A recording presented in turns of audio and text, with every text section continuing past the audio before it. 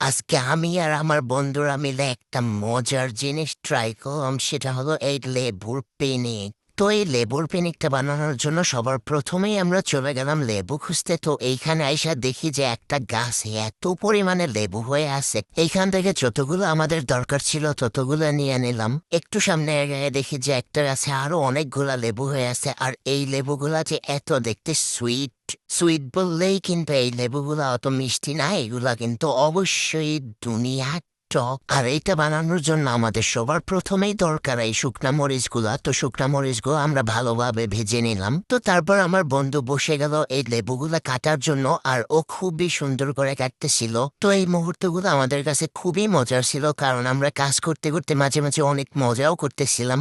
মজা করতে করতে লেবুগুলো প্রায় কাটা শেষ হয়ে গেছে, এবার এইগুলো মাখানোর পালা। তো আমার বন্ধু এখানে প্রথমেই নিয়ে নিল শুকনা মরিচগুলা। তো একটু লবণ দিয়ে ও এত সুন্দর করে মাখাইতেছিল, এগুলা দেখে তো আমার জিভে এখনই পানি চলে আসছে।